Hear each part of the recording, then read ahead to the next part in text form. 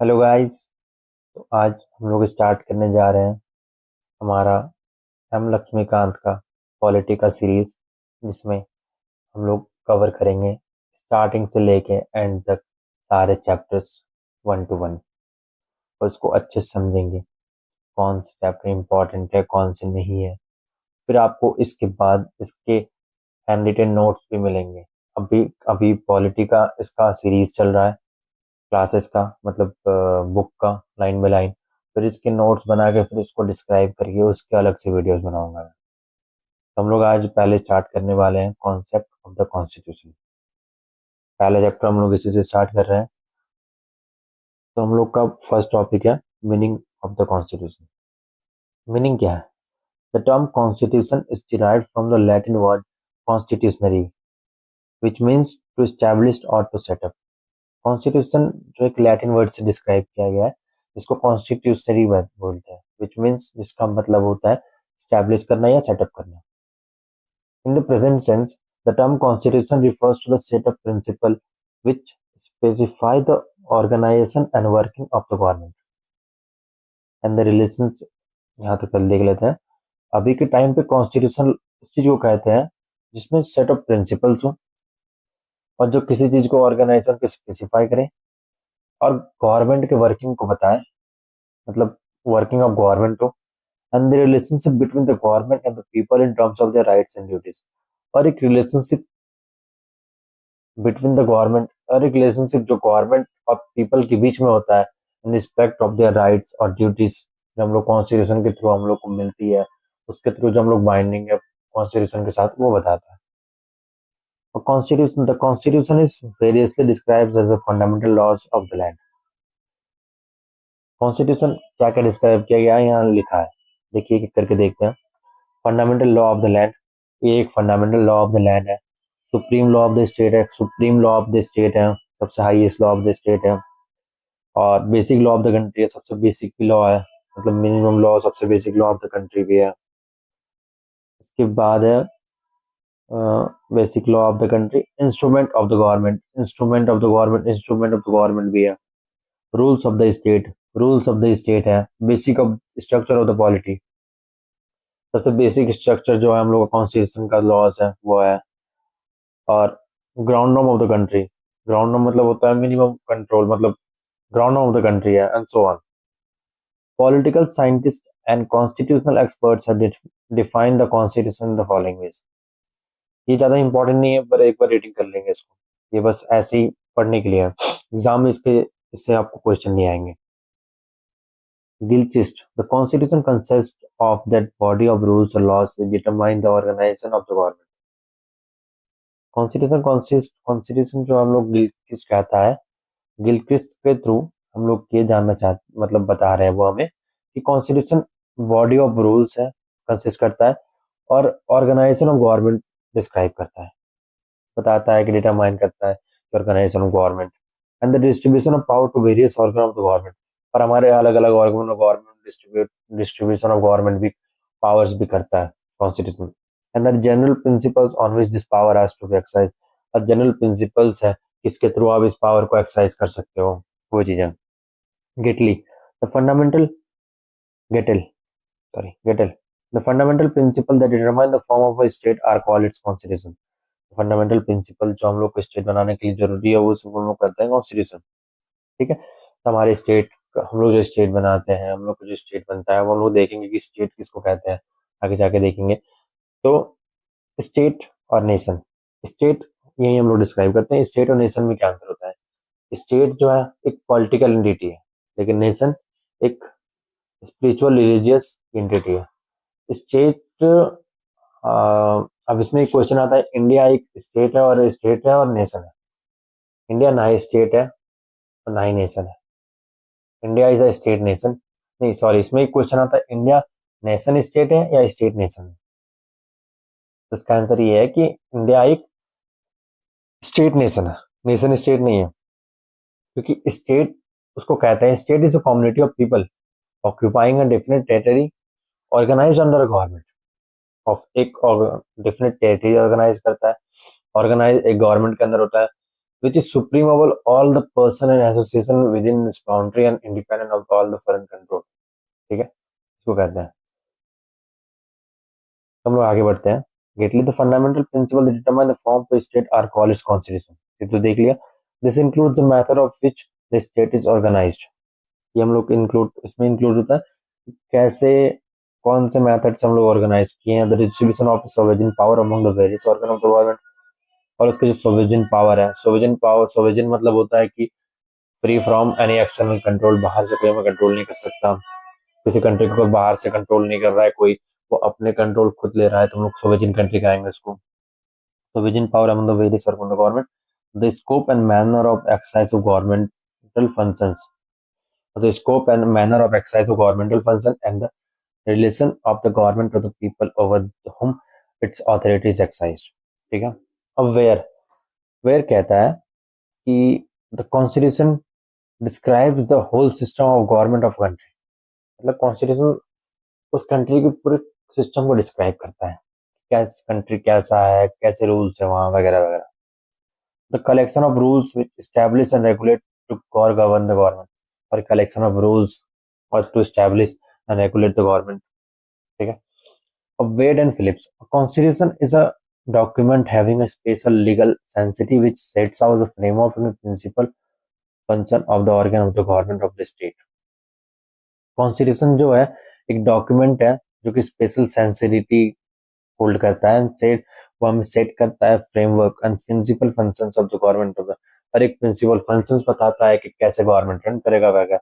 And declares the principle governing the operation of the organ, और बताता है कि कौन सा प्रिंसिपल सही है, क्या है, ये हमें गाइड करता है।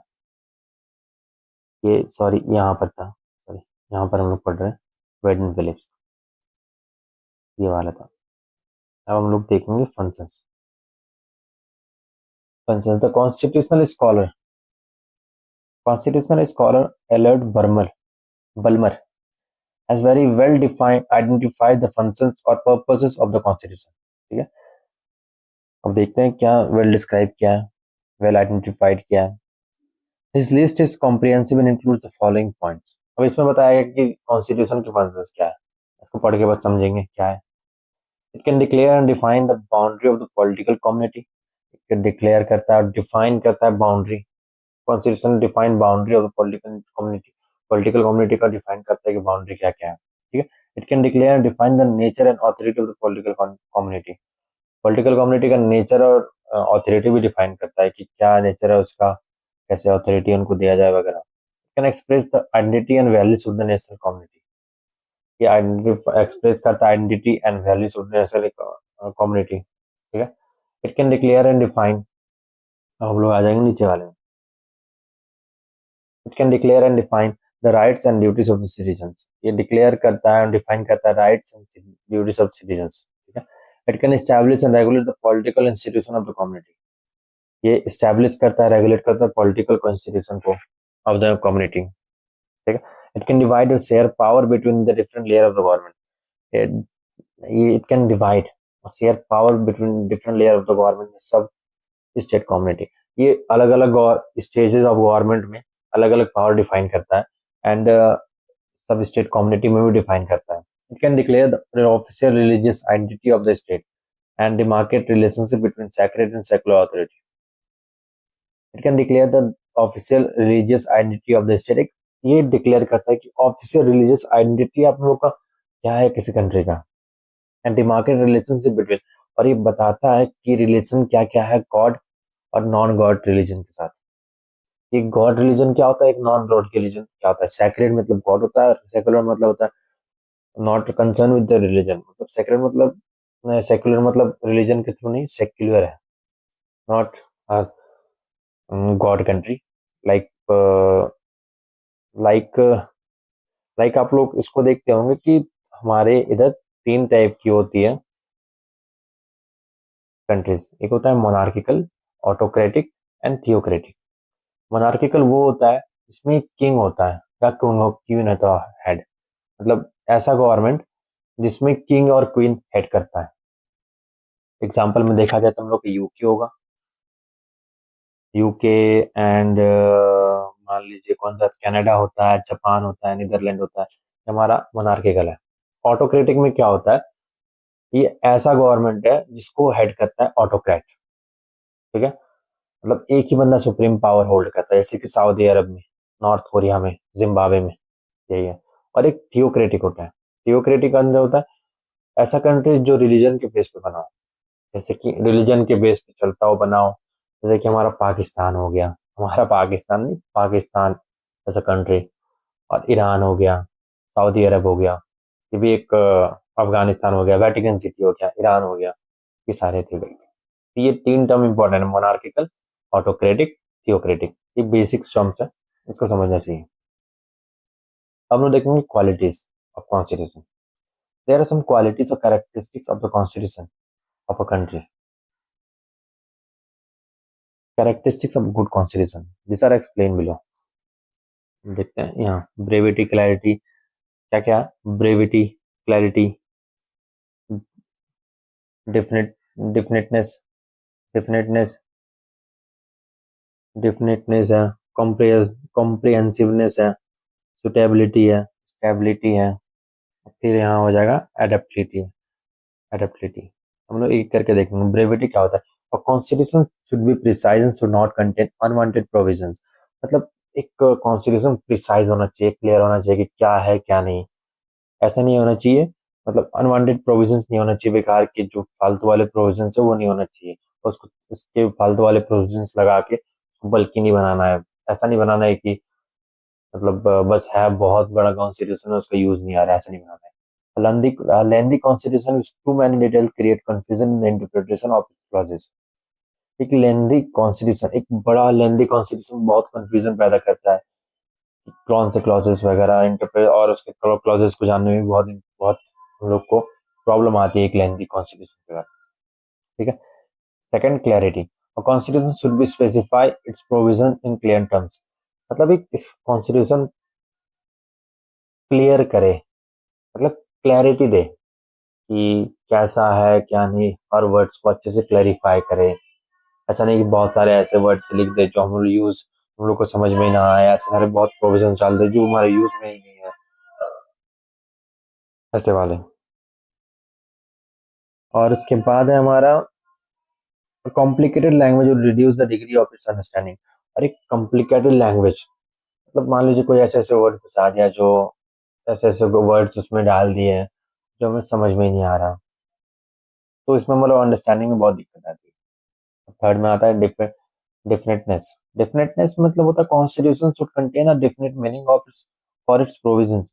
और कॉन्स्टिट्यूशन का एक डेफिनेट मीनिंग होना चाहिए, ये नहीं कि वो खुद कंफ्यूज है कि इसका मीनिंग ये होगा या वो होगा।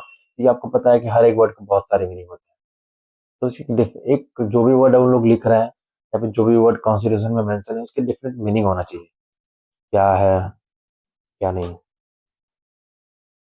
उसके बाद आता है हम लोगों का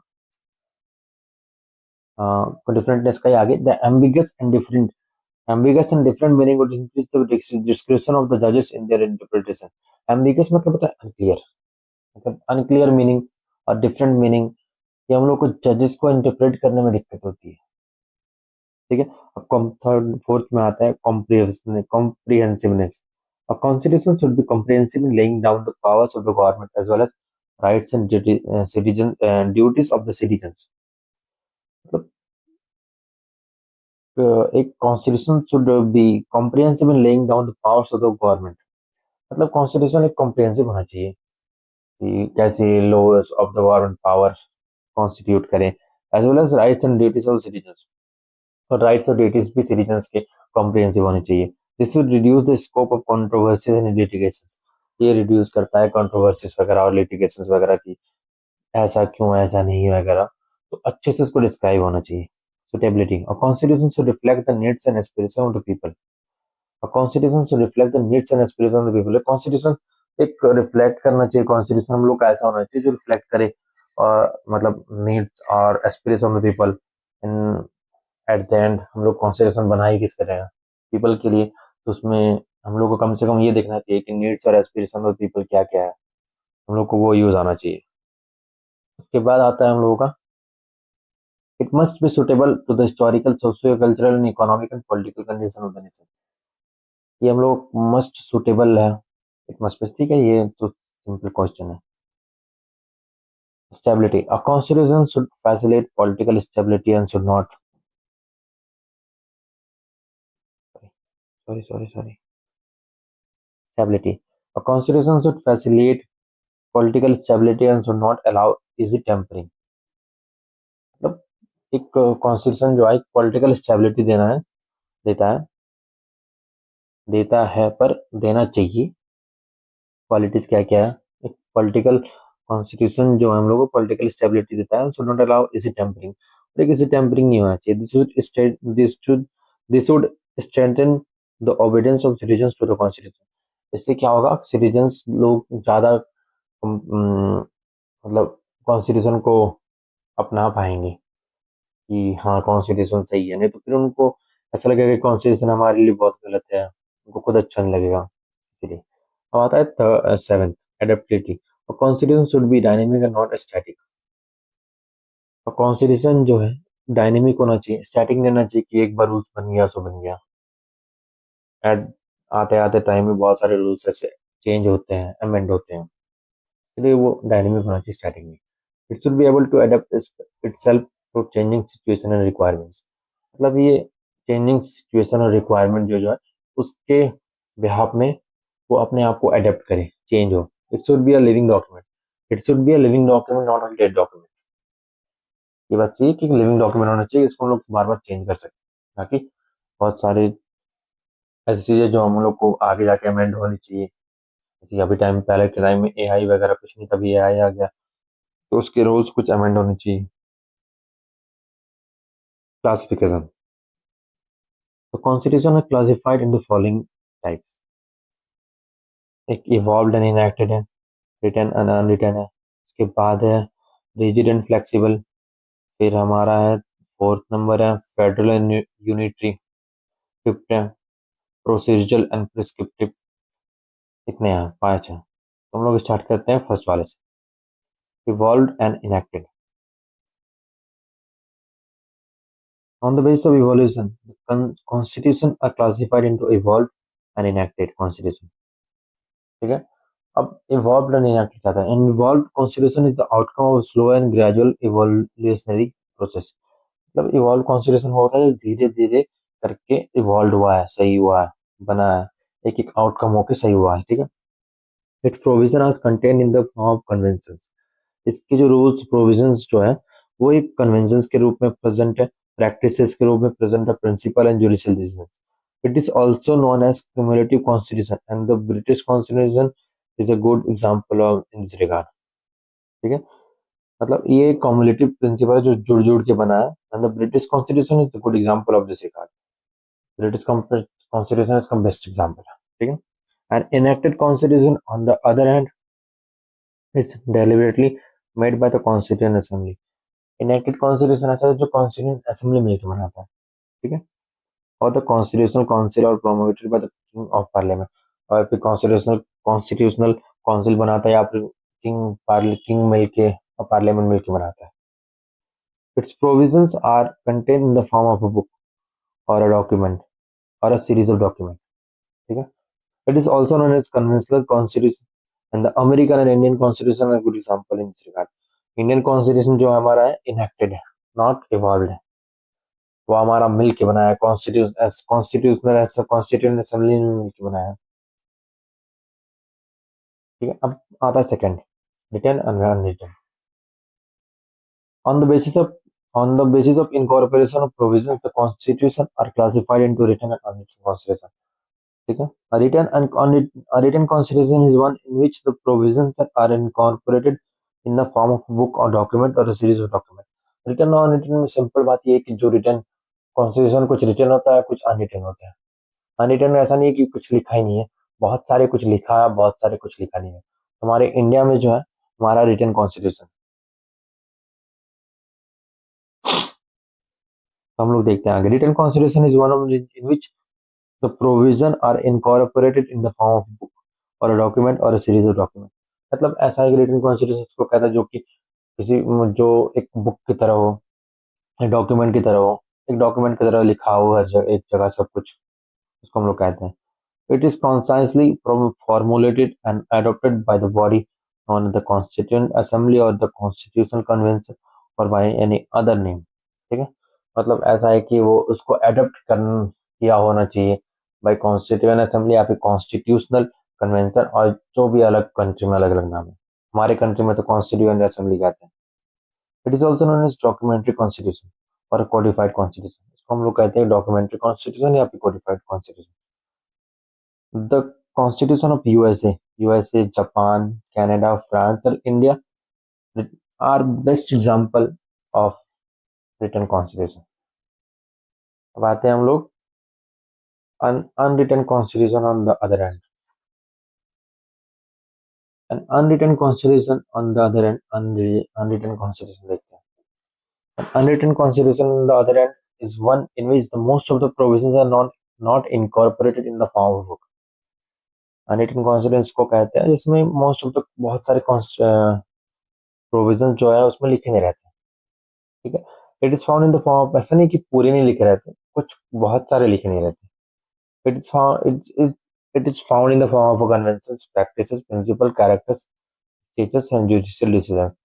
मतलब ये कैसे बनता है? ये बनता है प्रैक्टिसेस, जो एक धार्मिक बहुत सारी चीजें मान्यता उन लोग मान के आ रहे हैं उस चीज से कि हमारे यहाँ ऐसा ही होता है, और कैरेक्टर्स, स्टेटस और जुडिशियल रिव्यू, कोई चीज कोर्ट पे गया और इसके थ्रू ये लॉ बन गया तो उन वो लॉ चलते आ रहा है ऐसे करके।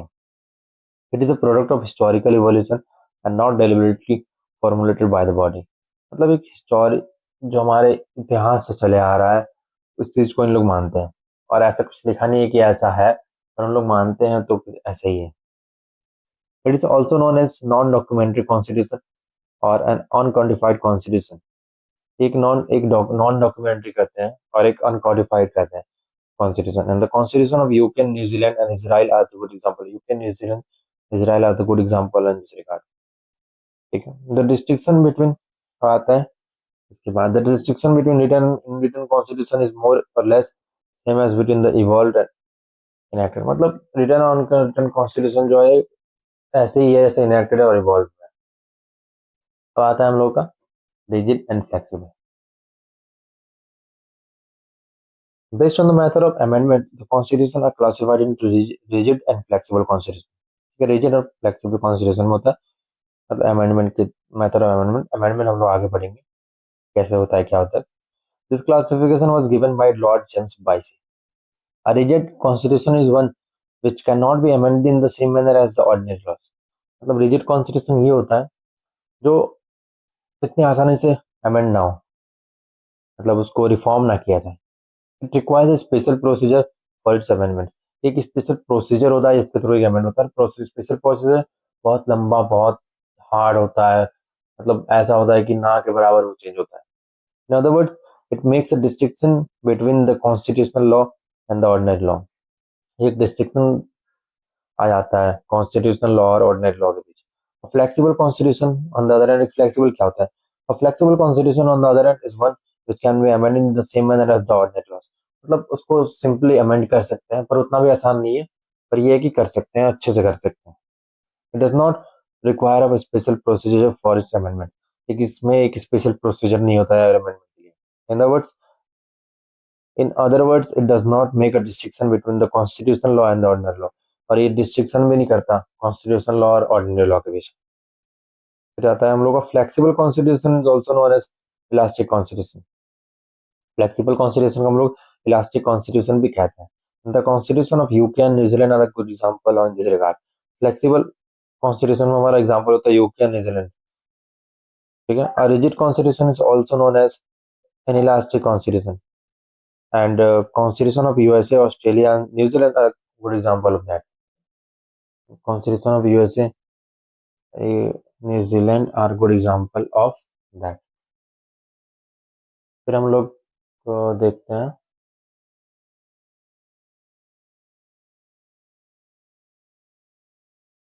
वो देखते हैं। तो कॉन्स्टिट्यूशन अब हम लोग देखते हैं इंडिया का। इंडिया का क्या है? The Constitution of India is neither rigid not flexible, but a synthesis of both. India का जो कॉन्स्टिट्यूशन है ना ही रिजिड है और ना ही फ्लेक्सिबल है, बट दोनों का मिक्सिंग में। लोग आते हैं फोर्थ वाले में, federal and unitary. Based on the nature of the relationship between the natural national government and the regional government, the constitution are classified into federal and unitary constitution. ठीक है? A federal constitution is one which provides for a division of power between the national and the regional government. ठीक है? Federal constitution क्या होता है? जो ऐसा constitution which provide the division of power between the national government and the regional government, जो हम लोग को देता है, जो हम लोग को बताता है कि नेशनल गवर्नमेंट में और रीजनल गवर्नमेंट में डिफरेंस, मतलब डिवीजन बताता है पावर का क्या है। ठीक है? It enables them to operate in their respective jurisdiction independently. हम लोग को पावर देता है कि अपने जुरिडिक्शन में अपना कंट्रोल रखें। A unitary constitution, on the other hand, is one which provides for the concentration of power in hand of the national government. Unitary constitution उसको कहते हैं जो बस नेशनल के पास सारा पावर होता है, स्टेट के पास नहीं होता। अभी स्टेट का मीन्स होता है कि स्टेट, ऐसा एक स्टेट और स्टेट में बहुत अंतर होता है, मतलब आपको बहुत कंफ्यूजन आएगा। स्टेट हम लोग एक ऐसा कहें कि वर्ड स्टेट हम लोग इसको भी कहते हैं, India is a state and in India there are 29 states, 28 states. The unity constitution on the other hand is one which provides for the concentration of power in national government. ठीक है? It makes the regional government to operate as their subordinate agents to the national government and exercise only such power which can be delegated to them. मतलब उन लोग जो है अपने regional government को उतना पावर नहीं देते हैं कि उन लोग अपने एक्सरसाइज करें, बहुत कम पावर देते हैं और इतने खास उन लोग का होता नहीं है। इसलिए federal constitution is prevalent in the USA, Switzerland, Australia, Canada, Russia, Brazil and some other state. ठीक है? Unitary constitution is prevalent in UK, France, Japan, Italy, Norway and other state. तो कॉन्स्टिट्यूशन ऑफ इंडिया, अब India का देखते हैं। The Constitution of India contains both the federal provisions as well as unitary provisions. Hence, it is described as a quadri-federal by K.C. Ware. ये बहुत important है कि India का जो ये है, इंडिया एक क्वासी फेडरल स्टेट है, ना ही फेडरल है और ना ही यूनिटरी है, एक क्वासी फेडरल बाय केस, ये हम लोग को बताया गया है केसी वेयर के। अब हम लोग आता है procedural and prescriptive. According to the constitution scholar Elliot Bulmer, two brand constitutional archetypes can be identified: the procedural and the prescriptive. The difference between these two types of constitution relate to the nature and the purpose of the document itself. हम लोग को relate करता है और document और purpose of itself बताता है। अब हम लोग देखते हैं प्रोसीजरल और प्रिस्क्रिप्टिव में क्या अंतर। अब procedural constitution define the legal and political structure of the public institution. Procedural institution हम लोग को कॉन्स्टिट्यूशन हम लोग को बताता है कि हम लोग बताता है political legal and political structure of the public institution, मतलब लीगल और पॉलिटिकल स्ट्रक्चर बताता है पब्लिक इंस्टीट्यूशन का। And sets out legal limits of the government power, मतलब एक लीगल लिमिट लगाता है गवर्नमेंट का पावर के थ्रू, पावर को, to protect the democratic process and fundamental rights, ताकि हम लोग का democratic process and fundamental rights बचा रहे। In addition to prescribing how the government functions, a prescriptive constitution assumes a broad consensus on common societal goals that public authorities must strive to achieve. ठीक है? अब हम लोग का आता है next topic, constitutionalism and the constitutional government. हम लोग जानेंगे कॉन्स्टिट्यूशनलिज्म कहते किसको है। अब थोड़ा सोचिए कि कॉन्स्टिट्यूशनलिज्म किसको कहते हैं। देखिए कॉन्स्टिट्यूशनलिज्म क्या होता है, ये एक इट लिमिट्स द, ये लिमिट करता है पावर ऑफ गवर्नमेंट को, ताकि पीपल के freedom of speech, people of rights of freedom बचा रहे। ठीक है? इसको डिफाइन करते हैं, constitutionalism limits the power of the government in order to protect the basic rights and freedom of the people. Having a constitution is not enough for a country, because for the long lasting democratic constitutional order what is needed is constitutionalism. अब constitutionalism ये बताता है कि a constitution ensures that government does not owns the state, it simply manages the state. Constitutionalism बताता है कि constitutionalism ये बताता है कि जो हम लोग का गवर्नमेंट है वो उसका कंट्री नहीं है, स्टेट नहीं है, वो बस स्टेट को मैनेज करता है। तो पीपल ने स्टेट का लीडर बनाया है कि वो स्टेट को मैनेज करे, ना कि उनका स्टेट हो गया। फिर वो हम लोग देखते हैं मीनिंग क्या है। The concept of constitution and constitutionalism are closely related to each other, but there are few differences between them. Like क्या क्या डिफरेंसेस है देखते हैं हम लोग।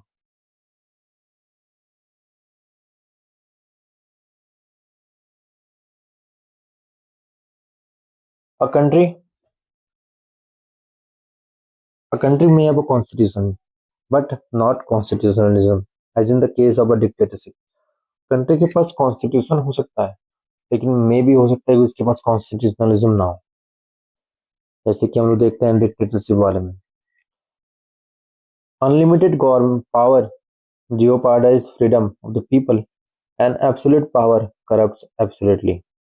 मतलब अनलिमिटेड पावर होता है और मनमानी होती है पीपल की, और एब्सोल्यूट पावर जो होता है, एक जगह पावर जो कंसंट्रेट होता है, वो करप्ट करता है। ठीक है, therefore a constitution should be permitted with constitutionalism। इसलिए एक कॉन्स्टिट्यूशन जो है कॉन्स्टिट्यूशनलिज्म होना जरूरी है।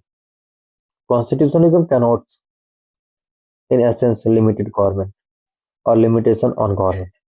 ये बोलता है कि लिमिटेड, कॉन्स्टिट्यूशन में बताता है कि लिमिटेड गवर्नमेंट या फिर लिमिट ऑन द गवर्नमेंट, वो गवर्नमेंट पे लिमिट लगाता है।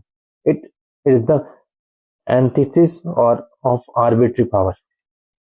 ये एक एंटिथेसिस है आर्बिट्री पावर का। Only when the constitution of a country seeks to decentralise power instead of concentrating it at one point and also imposes other restraints thereon does the country have only a constitution but not a constitutionalism।